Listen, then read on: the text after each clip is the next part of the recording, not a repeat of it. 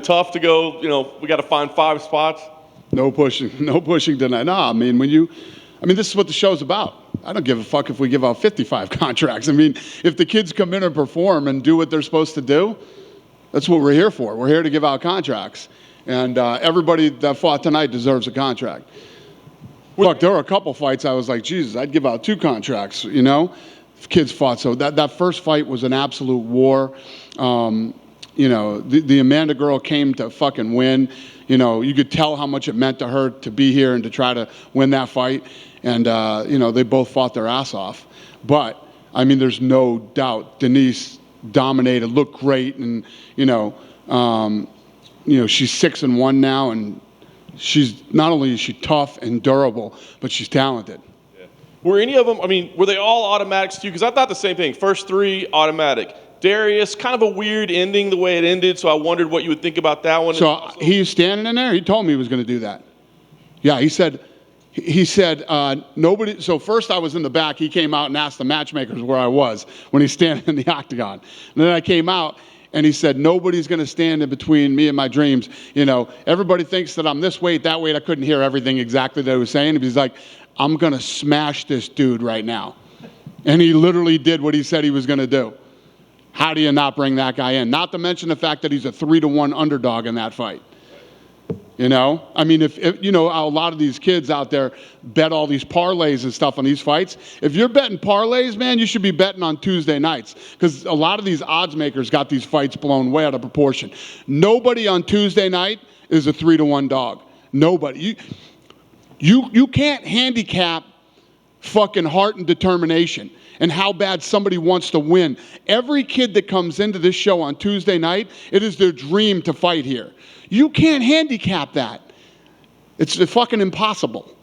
So if you like betting parlays and you're a sick degenerate, Tuesday night is your night. Let me tell you. You'd have made some money tonight. So do you recommend these fighters come call you out and before they fight, like the way Darius did? Or would you no, you don't have to listen. You don't even have to fucking talk. Just come out and fight. You know what I mean? If you come out and do what all these kids did tonight, look at this kid, Cameron. I told him his nickname should be the Future now. I don't know if he has a nickname, but wow. How technical he was in that fight.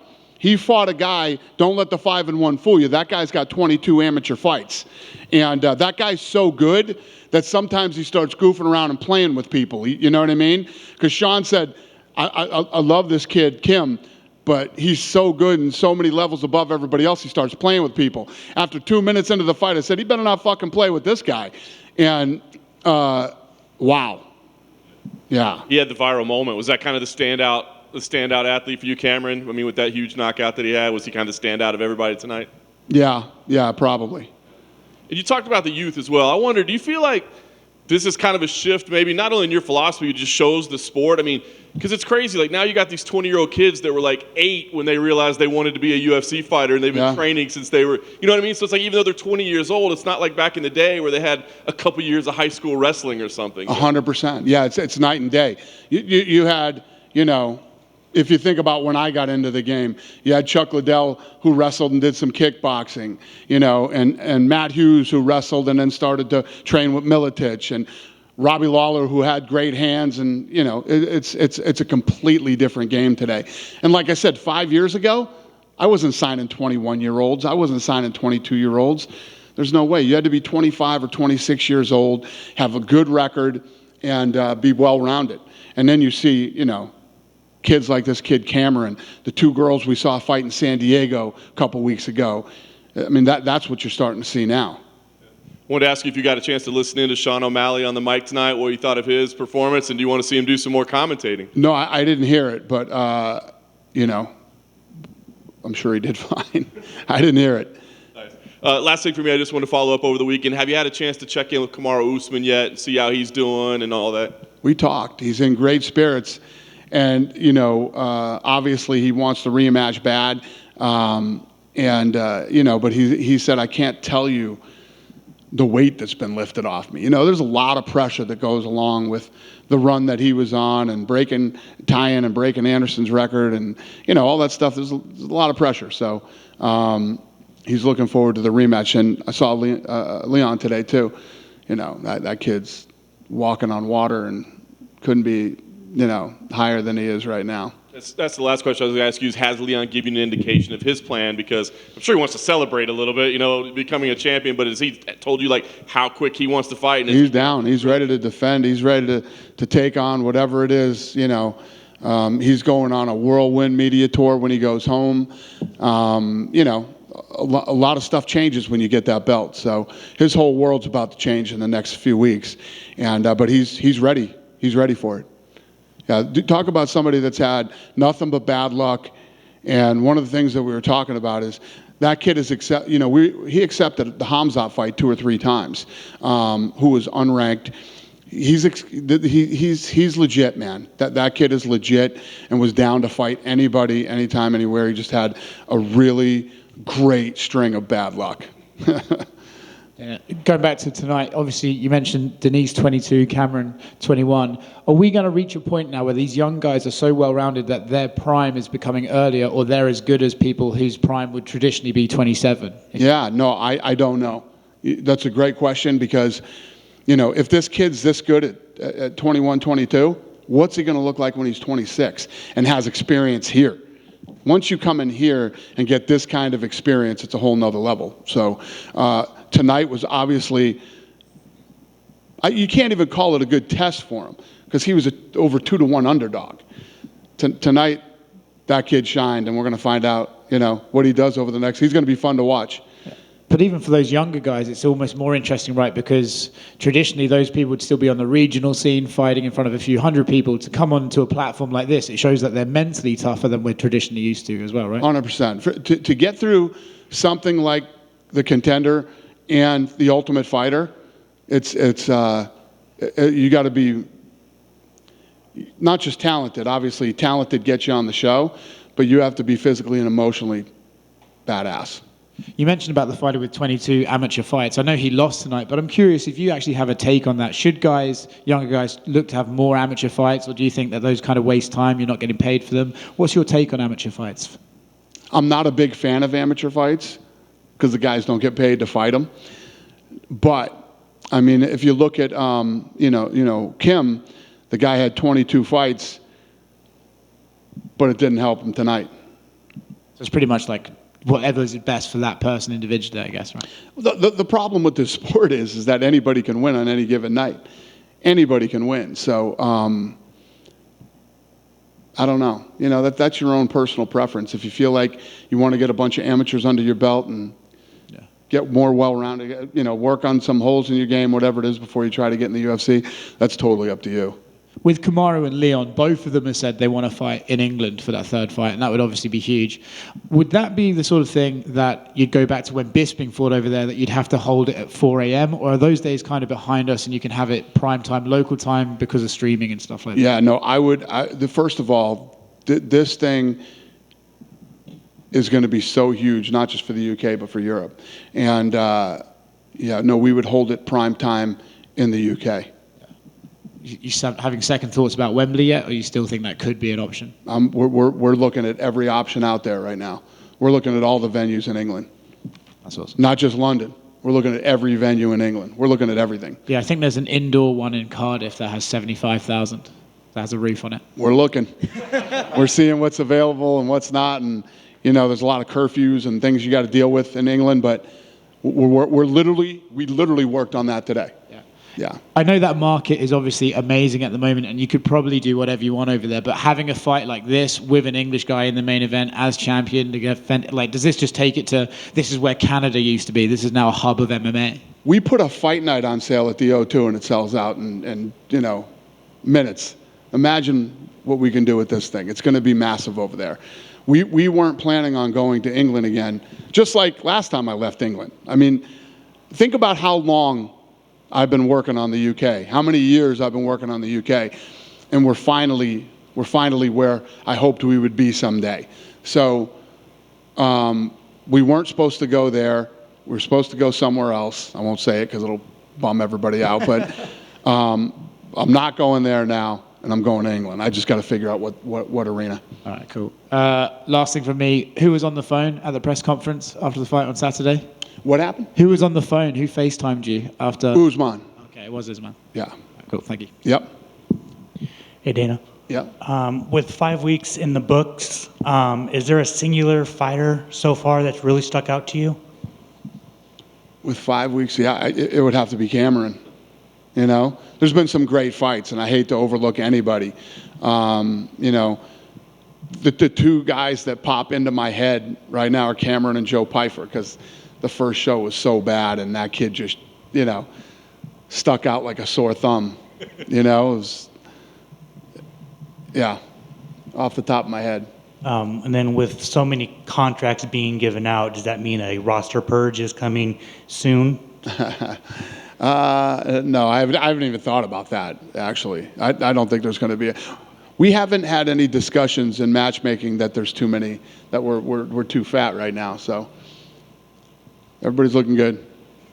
Plus, you got a lot of people retiring now, too. There's a lot of, we had matchmaking today, and there's a lot of guys coming up in fights that are heading up that we know are going to probably hang it up. Tony Ferguson versus Leach got announced. What was the thought process of matching those two guys up? What was the question? Tony Ferguson and Leach. What was the thought process of matching those guys up? Hell of a fun fight. Should be a fun fight. And Tony wanted to fight a weight class up, so that was the fight that we thought would be fun, and both guys were ready to do it, and both guys wanted to fight each other. Cool. And then finally for me, Paulo Costa, have you met with him for a new contract yet? I know that he's been looking for one. No, but we'll get it figured out. Thank you. Yeah, all right. You talk about this 21-year-old that came in tonight and got a contract. You know, you guys are breaking records. You know, you said this is like something that you never thought you would do before. You never thought you'd sign. September 20th, week 9 of this, you guys have the 17-year-old that's coming in. How much pressure is going to be on this kid to try to make an impression for you guys when you guys weren't even sold on 21-year-olds? No, you're right. That's a great question. The pressure is going to be huge for that kid, and if we sign that kid, I mean, that kid's got to be the youngest ever. I think Vitor was 19 when Vitor got signed. And how old was Macy? How old was she? Sage Northcutt was 18, I think. There you go, Sage. There you go. Yeah, so we'll see. And listen, if he can fight his ass off, I don't care if he's 9. He's fighting a 7-1 guy, so I mean, he's not getting an easy fight. By Nobody does. Nobody gets easy fights. It's one of the things that we were talking about today. Like when Leon was saying, "Oh man, Nate Diaz is you know, they should be giving Nate Diaz this easy fight, and they should be doing this and that." That's not what we do here. That's not what we do. When you come here, you're fighting the absolute best. And the thing about the Contender Series is you're fighting the absolute best out there that are unsigned in your weight class. The best versus the best. And look at how that plays.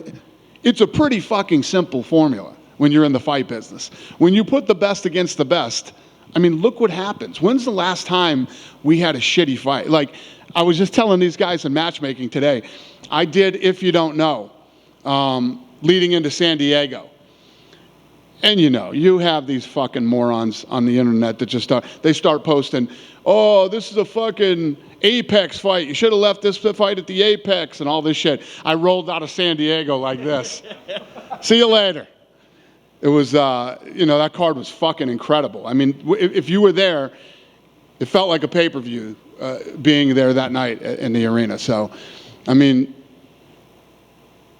when's the last time you left a UFC event and went, meh?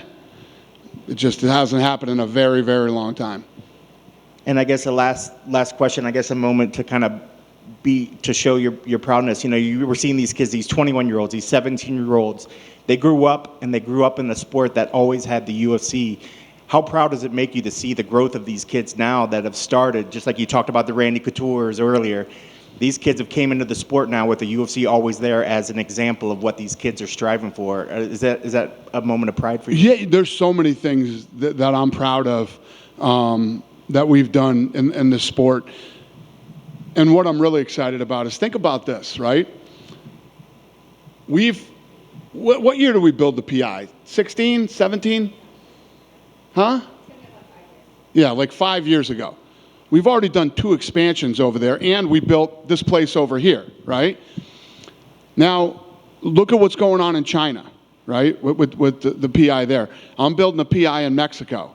I'm building a PI in Puerto Rico. I'm building a PI in Africa, right? Wait till these are all done and in place, and then think about the next 7 years after that thing's built, right? And think about this sport in another 10 or 12 years, where it's going to be, how big it's going to be. And this is the shit that I was saying 10 years ago. And, yeah, I mean, we've done it. We roll into Paris here pretty soon for our first ever event in Paris. And before you know it, I've been talking to you guys forever about Africa. We're going to be rolling into Africa pretty soon. And it's awesome, man. I love it. I'm still having a blast. I love everything we're working on and everything we're going to do. Hi, Dana. Special night for Brazilians, 4 Brazilian fighters, 1 contract. Do you think we can have a Contender Series Brazil again soon, maybe 2023? In Brazil? No, here, but Contender Series Brazil, like 2018. I mean, you did that at the Apex before when it was just Like a version of it in Brazil? Here. here, but just all Brazilians. Just like we did before with the Contender Series Brazil, we could do another one like that. Here in the U.S. stuff, but all Brazilians. All Brazilians? Yes, like in 2018 was here in Vegas at the old. What the fuck is wrong with me? Why do I not understand this question? Because we did have one before. We did a season 1. Season 1, we did all Brazil. Yeah, okay. He's just asking if there would be a second season. Got it. I don't know. Took me long enough to figure that out to say I don't know. After the first fight, what did you say to Amanda? She lost the first fight. What did you tell her? Oh, yeah. I went over and I gave her win money. I told her she's getting her win money, and what a fucking absolute war she put on, and how much respect I had for her. And she said, I don't want the money, I want the contract. And I said, listen, you keep doing what you're doing, you keep fighting. We're absolutely positively going to see you someday. So, yeah, I was very impressed with her performance tonight. Perfect. Last one for me.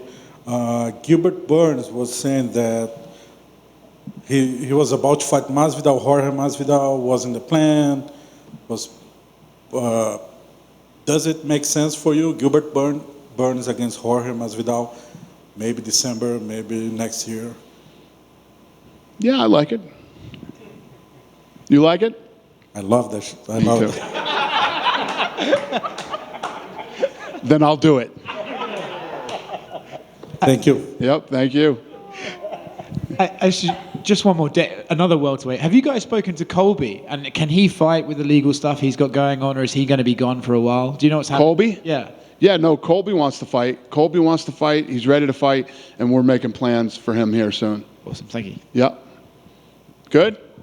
Thanks for coming, guys. Have a great night.